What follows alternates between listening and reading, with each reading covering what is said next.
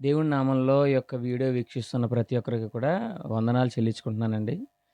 చాలా కాలం తర్వాత ఇలా లాంగ్ వీడియో చేయడానికి దేవుడు కృప అనుగ్రహించారు. ఈసారి నుంచి ప్రభు ప్రేరణ మేరకు వీక్లీ లేదా 4 డేస్‌కి ఒకసారి ఒక లాంగ్ వీడియో చేసి ఇలా మీ ముందుకు రావాలని నేను ఎంతగానో ఆశపడతా ఉన్నాను. కాబట్టి మనం వాక్యంలోనికి వెళ్దాం.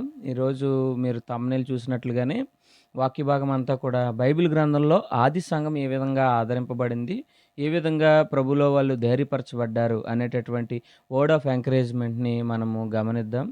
మంచిగా వాక్య భాగాన్ని మనం చదువుకుందాం. మొట్టమొదటిగా యాకోబు పత్రిక మొదటి అధ్యాయం మొదటి వచనం. అదేవిధంగా మొదటి పేతురు రాసినటువంటి మొదటి పత్రిక మొదటి అధ్యాయం మొదటి వచనం. ఈ 2 వచనాలు కూడా చదువుతున్నాను. శ్రద్ధగా మీరు ఆలకించండి. ఓపికగా ఈ వీడియో ఎండింగ్ వరకు కూడా మీరు చూడవలసిందిగా ప్రేమపూర్వకంగా మనవి చేసుకుంటున్నాను. యాకోబు పత్రిక మొదటి అధ్యాయం మొదటి వచనంలో ఇలా రాయబడి ఉంది. దేవుని యొక్కయు ప్రభువైన యేసుక్రీస్తు యొక్కయు దాసుడినైన యాకోబు అన్య దేశములందు చెదరియున్న 12 గోత్రముల వారికి శుభమని చెప్పి వ్రాయినది. మొదటి పేతురు 1:1లో యేసుక్రీస్తు అపోస్తలులైన పేతురు తండ్రి అయిన దేవుని భవిష్యత్ జ్ఞానమును బట్టి ఆత్మ వలని పరిశుద్ధత పొందిన వారై విధేయులగుటకును యేసుక్రీస్తు రక్తము వలన ప్రోక్షింపబడుటకును ఏర్పరచబడిన వారికి అనగా పొంతు, గలతియ, కప్పదోకియ, ఆసియా, బితునియ అను దేశములయందు చెదరిన వారిలో చేరిన యాత్రికులకు శుభమని చెప్పి వ్రాయినది. మీకు కృపయు సమాధానమును కలుగును విస్తరిల్లును గాక.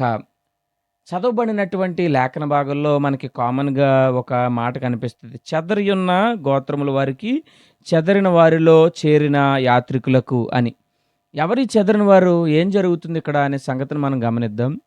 ప్రాబ్లమ్స్ లేకపోతే సఫరింగ్స్, సమస్యలు అనేవి మానవ జీవితంలో ఎప్పుడూ ఉంటానే ఉంటాయి. ఎంత చెట్టుకి అంత గాలి అంటారు. పీత కష్టాలు పీతవి, సీత కష్టాలు సీతవి అనేటటువంటి సామెతలు మనం ఉపయోగిస్తూనే ఉంటాం.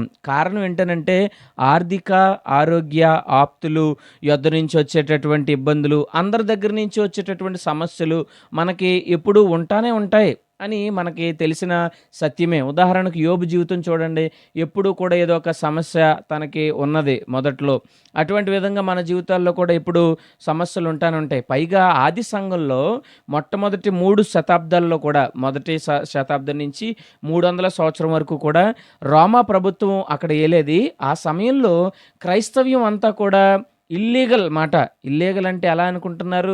ఈ రోజున ఇల్లీగల్ అంటే డ్రగ్స్ ఎలాగైతే మన భారతదేశంలో ఇల్లీగలో, హ్యూమన్ ట్రాఫికింగ్ అపహరణ చేయడం, మనుషులను అపహరణ చేసి కిడ్నాప్ చేసి అమ్మేయడం అనేది ఎంత దారుణమైన ఇల్లీగలో, ఆ మొట్టమొదటి సెంచరీస్‌లో ఆ శతాబ్దాల్లో కూడా క్రైస్తవ్యం అనేది వాళ్ళు చట్టరీత్యా నేరంగా, క్రైస్తవ్యం అనేది ఇల్లీగల్‌గా వాళ్ళు చూశారు.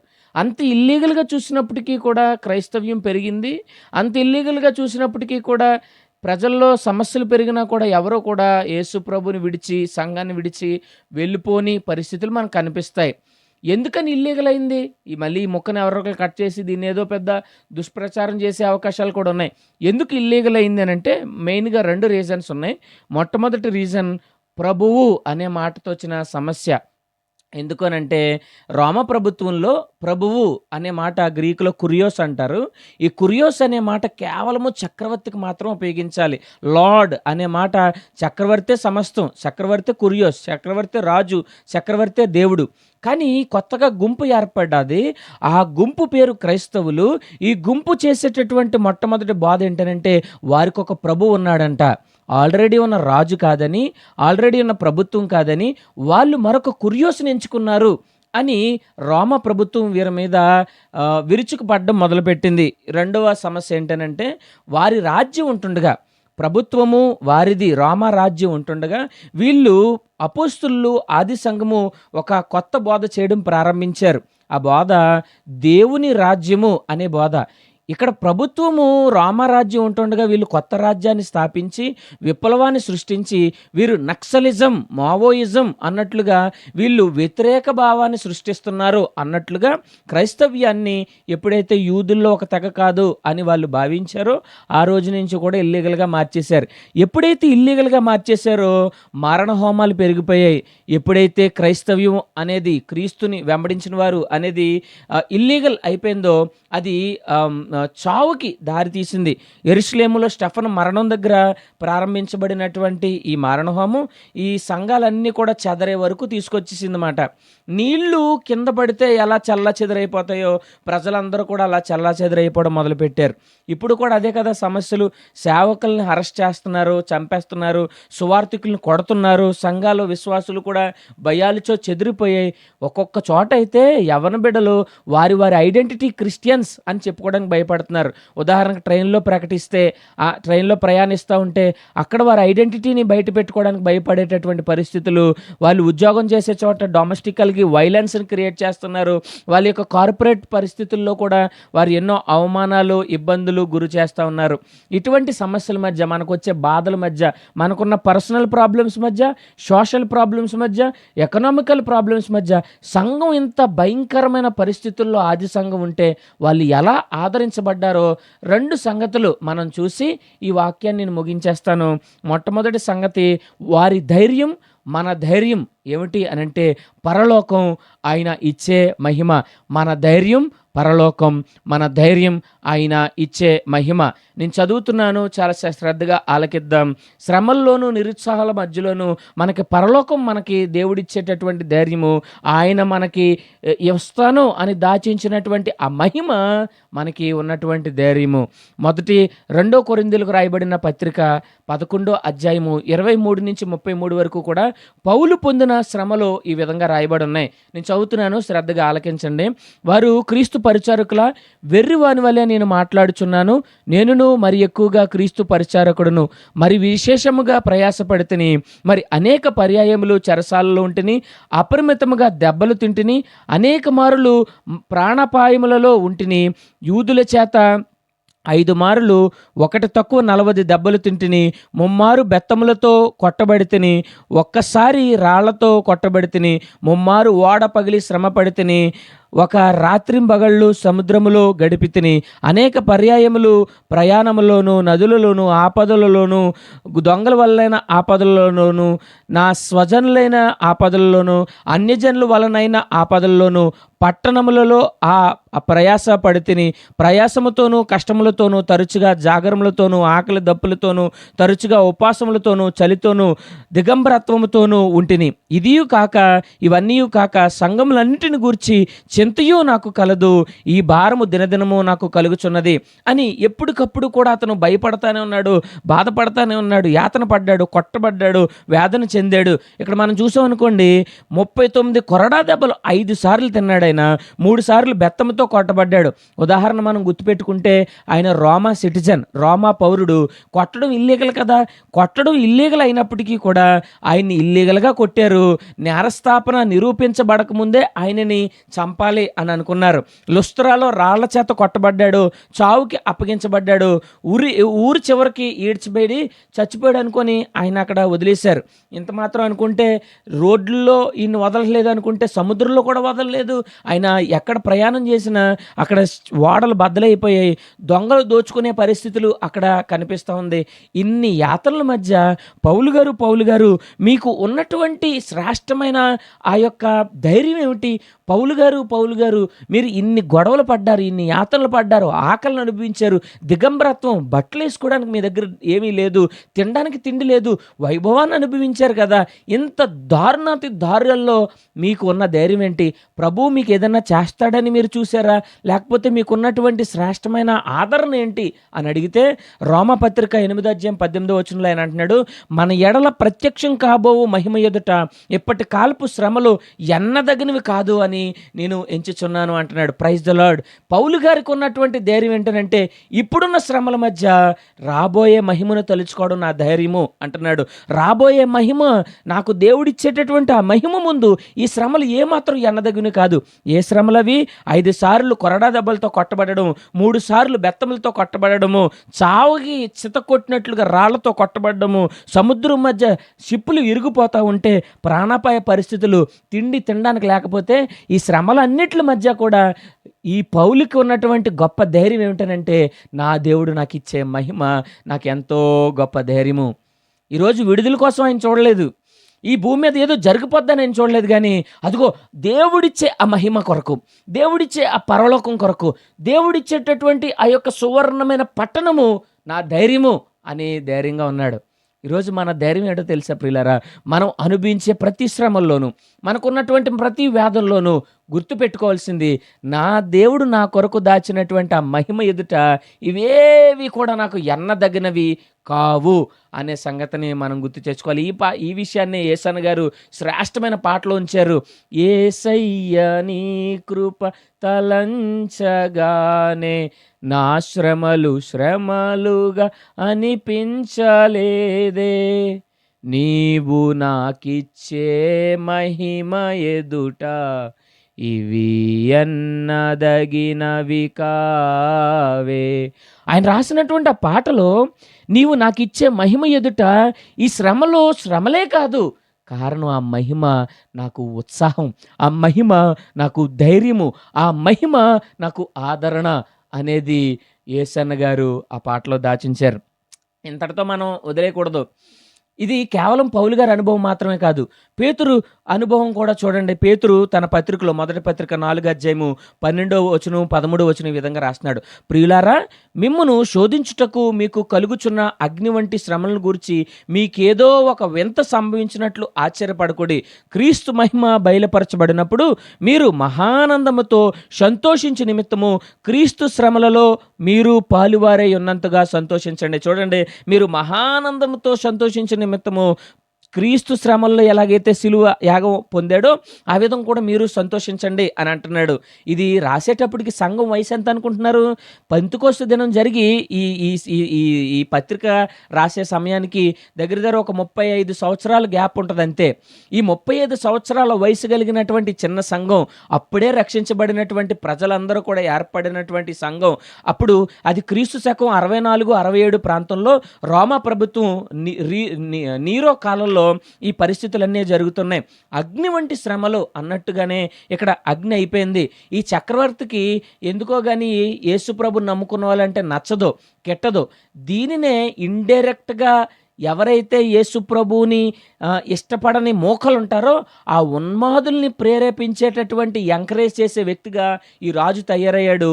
ఈ ఉన్మాదులు అందరూ కూడా క్రైస్తవుల మీద విరుచుకుపడడం మొదలుపెట్టారు. క్రైస్తవులు ఏం చేసేసినా కూడా నేరస్థాపన లేదు అనేటట్టుగా ఆ పరిస్థితులు బయలుదేరి వచ్చేసాయి.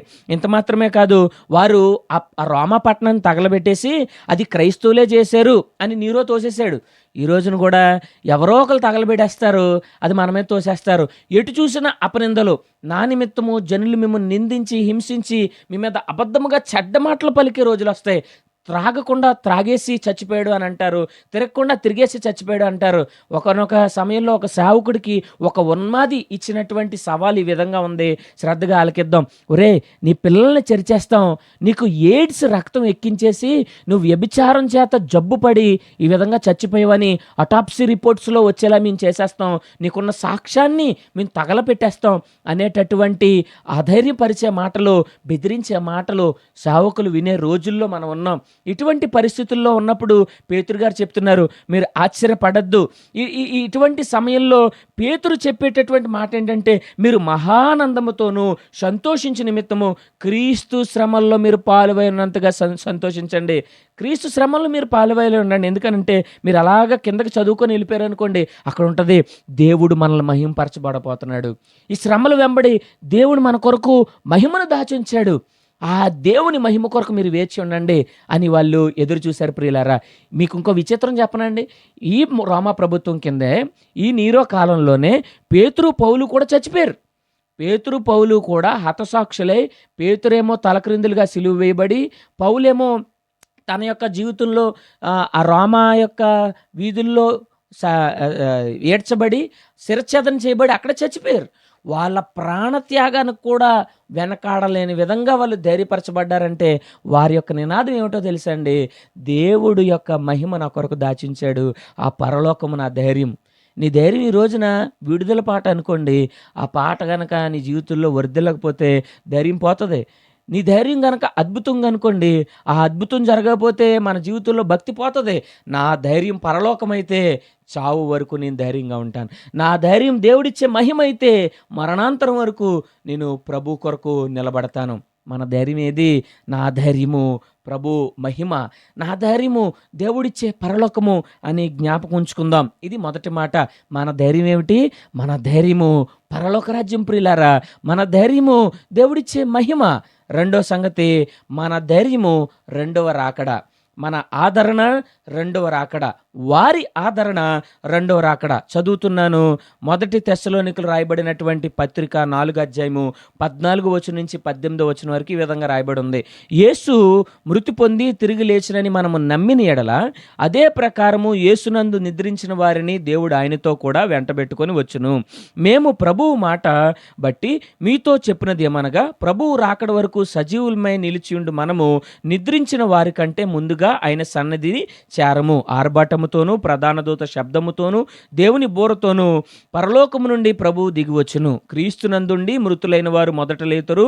ఆ మీదట సజీవులైన నిలిచిండు మనము వారితో కూడా ఏకముగా ప్రభువుని ఎదుర్కొనుటకు ఆకాశ మండలమునకు మేఘముల మీద కొనుపోబడుదుము. కాగా మనము సదాకాలము ప్రభుతో కూడా ఉందుము. కాబట్టి మీరు ఈ మాటల చేత ఒకరినొకడు ఆదరించుకోండి అంటున్నాడు. ఎవరన్నా చచ్చిపోతే ఒక బాధ, మన ఇంట్లో ఏదైనా కోల్పోతే ఒక బాధ, మన ఇంట్లో ఏదన్నా మనం విడిచిపోతే ఇన్ని బాధల మధ్య వారికి ఉన్న ఆదరణ ఏంటి? నాకు నీకున్న ఆదరణ ఏంటంటే, అదిగో ప్రభు త్వరగా వచ్చేస్తున్నాడు, ప్రభు రాకడ చాలా సమీపంగా ఉంది. ఆ రాకడ నాకు నీకు ఉపశమనం. ఈ శ్రమలు మనకు శాశ్వతం కాదు. ప్రభు సమీపంగా ఉన్నాడు, ప్రభు వచ్చేస్తా ఉన్నాడు. క్రీస్తు యొక్క రాకడ నిజమని మనం నమ్మిన ఎడల అది మనకి ఆదరణ. ఒకవేళ మనం నమ్మినట్లయితే, మనం సంపూర్ణ సువార్త వైపు మనము మళ్లించబడిన వారమైతే ఇది మనకి ఆదరణ. ఏది సంపూర్ణ సువార్త? యేసుక్రీస్తు వారు నరావతారంలో ఈ లోకానికి నీ కొరకు నా కొరకు వచ్చారు. ఆయన సంపూర్ణమైన పరిశుద్ధంగా జీవించారు. నీ కొరకు నా కొరకు పాపం కొరకు ఆయన మరణించారు. తిరిగి 3వ దినాన్న పునరుద్ధానుడే తిరిగి లేచాడు. ఆరోహణమే తిరిగి వెళ్ళిపోయారు. ఆయన మళ్ళీ తిరిగి వస్తున్నాడు. ఆయన రావడం నిజమైతే, ఆయన మన కొరకు చనిపోయాడు అనేటటువంటి సత్యమే మన యొక్క పునాది అయితే, ఆయన రావడం అనేది మనకు ధైర్యము, ఆదరణ. అన్యులకు అది భయం కావచ్చు, లోకస్తులకు ఆయన రావడం అనేది ఒక శాపంగా వాళ్ళు చూడొచ్చు, అది వారికి కీడుగా వారు భావించవచ్చు. కానీ దేవుని నమ్మి ఆయన యొక్క విశ్వాసం మీద ఆయన సిలువ చెంత చేరినటువంటి ఆయన ఆనుకున్న నీకు నాకు అది ఆదరణ. ప్రభువారు వచ్చేస్తున్నారు, మన శ్రమలుగా ఉండవు. ప్రభువారు రాబోతున్నారు, మన శ్రమలు శాశ్వతం కాదు అనే సంగతిని మనము గుర్తుపెట్టుకోవాలి. పౌలు గారు ఫిలిప్పీలకు రాసినటువంటి ఆ సంఘంలో ఉన్నటువంటి ఫిలిప్పీలు రాసిన పత్రికలు ఈ విధంగా అంటున్నాడు. 4వ అధ్యాయం 4వ వచనంలో, ఆనందించండి, నేను మరలా చెప్తున్నాను, మీరు ఆనందించండి. కారణం ఏంటో తెలుసా? ప్రభు సమీపంగా ఉన్నాడు. వాళ్ళు ఎన్నో యాత్రల మధ్య ఉన్నారు, ఎన్నో ఇబ్బందుల మధ్య ఉన్నారు. ఇంకోటి తెలుసండి, పౌలు కూడా అరెస్ట్ అయి ఉన్నాడు. ఫిలిప్పీ సంఘం యాత్రల్లో ఉంది, ఇబ్బందుల్లో ఉంది. ఈ అన్నిట్ల మధ్య మీరు ఆనందించండి. కారణం ఏంటో తెలుసా? ప్రభు సమీపంగా ఉన్నాడు, ప్రభు త్వరగా వచ్చేస్తున్నాడు. ఆయన రాకడ నీకు నాకు ఆదరణ, ఆయన రాకడ నీకు నాకు ధైర్యము అని మనము జ్ఞాపకం చేసుకోవాలి. ఒకప్పుడు పాటల్లో ఈ ఆదరణ ఉండేది, ఒకప్పుడు పాటల్లో ఈ యొక్క ధైర్యాన్ని వారు దాచారు. ఆ ధైర్యం ఏమిటనంటే, యేసురాజు వచ్చును ఇంకా కొంతకాలమే, మోక్షమందు చేరెదము. యేసురాజు వచ్చును ఇంకా కొంతకాలమే. ఒకప్పుడు ఒక పాటలో ధైర్యం ఏమిటనంటే యేసే రాకడ. ఒకప్పుడు పాటలో ఉన్న ఆదరణ ఏంటంటే, నేను ఆ మహిమను చూడాలి. ఒకప్పుడు పాటలో ఉన్నటువంటి ఆదరణ ఏమిటనంటే, యేసయ్య సియోన్లో నీ ముఖాన్ని నేను దర్శించాలి. యేసన్న గారు ఉన్నప్పుడు రాయబడిన పాటల్లో ఆఖరి వచనం ఖచ్చితంగా పరలోకం కొరకు ఉండేది, ఖచ్చితంగా మోక్షం కొరకు ఉండేది, ఖచ్చితంగా ప్రభు కొరకు, మహిమ కొరకు, సియోను కొరకు ఉండేది. అది ఏమి చూపిస్తుందనంటే, మనము ఈ లోకంలో శాశ్వతమైన వారం కాదు, ఈ భూమిని విడిచి మనం వెళ్ళిపోతాము అనే సంగతి అక్కడ నెరవేర్చబడుతుంది. ఇప్పుడు వచ్చే పాటలు ఎలా ఉన్నాయో తెలుసండి, విమర్శిస్తున్నాను కాదు, కానీ ఈ లోకమే శాశ్వతం అన్నట్లుగా పాడుకుంటున్నాం. కానీ పరలోకాన్ని గుర్తుపెట్టుకున్న ప్రజలేరి? ఇమినెంట్ పర్యూసియా అంటారు. ఇదిగో ప్రభు ఇప్పుడే వస్తున్నాడు అని ఎప్పటికప్పుడు హృదయానికి మనం చెప్పుకోవాలి. జీసస్ ఈజ్ కమింగ్ సూన్ అనే మాట, మరణాత అనే మాట నా హృదయానికి అనుక్షణము అనుదినము నేను చెప్పుకుంటూ ఉండాలి. ప్రభు త్వరగా వస్తున్నాడు అన్నప్పుడు అది మనకి ఎంత ఆదరణో. పాటలు మర్చిపోయాయి, ప్రసంగాలు మర్చిపోయాయి, పెద్ద పెద్ద పాస్టర్లు ఈ విషయాన్ని మర్చిపోయారు. కానీ ఆది సంఘం గుర్తుపెట్టుకున్నటువంటి ఈ సంగతి గడిచినటువంటి కాలాల్లో ఉన్న దైవజనులు బోధించి పాట రూపాల్లో ముందు పెట్టినటువంటి సంగతి ఏమిటనంటే, మనకి దేవుడి యొక్క మహిమ, పరలోకము, మన యొక్క ధైర్యము. ఈ లోక శ్రమలుగా అనిపించవు. ఆ మహిమను ప్రభు ఇచ్చే ఆ సువర్ణ పట్టణాన్ని జ్ఞాపకం చేసుకున్నప్పుడు, దేవుని రాకడ మనం జ్ఞాపకం చేసుకున్నప్పుడు ఈ లోకం శాశ్వతం కాదు అని మనం గుర్తుపెట్టుకుంటాం ప్రియులారా. ఈ రెండు విషయాలు ఎంత ఆదరణ, ఎంత ధైర్యం కదా. నిజంగా మనం ప్రభు రాకడ మీద, ప్రభు పాపపు ఒప్పుకోలు మీదే మన యొక్క పునాది నిలబడినట్లయితే దేవుడి యొక్క మహిమను చూడడం మనకి ఎంత ధైర్యము, ఎంత ఆదరణ. అంటే ప్రభు మన స్థితిని మార్చడంటారా బ్రదర్? ప్రభు మన బ్రతుకును మార్చడంటారా? మన జీవితంలో ఎన్నటికీ కూడా ప్రభు మేలు చేయడా, లేకపోతే మెటీరియల్గా ఏమి ఇవ్వడా అనేది మీరు ఈ సమయాన్న పెద్ద ప్రశ్నగా అడగచ్చు. అయితే అది దేవుడు మనకు కాకపోతే ఎవరికి చేస్తాడు? దేవుని పిల్లలుగా నీకు నాకు కాకపోతే ఇంకెవరికి చేస్తాడు? అయితే అది ఆయన చిత్త ప్రకారము, ఆయన ప్రణాళికలు ఉంటే చేస్తాడు, లేకపోతే చేయడు. దీన్ని అర్థం చేసుకోవాలంటే ఉదాహరణకు ఇద్దరు ఉన్నారండి. ఇద్దరు కూడా వివాహమైనటువంటి ఇద్దరు స్త్రీలు ఇక్కడ కనిపిస్తున్నారు. ఈ ఇద్దరు స్త్రీలు కూడా ఒకరేమో ఇద్దరు కూడా గర్భఫలం కొరకు ప్రభువుని ప్రార్థిస్తూ ఉన్నారు. ఇద్దరికి గర్భఫలం లేదు. ప్రార్థించేటప్పుడు దేవుడు ఒకరితో మాట్లాడి దేవుడు వారికి గర్భఫలం ఇచ్చాడు, మరొకరికి ఇవ్వలేదు. అది దేవుని చిత్తం.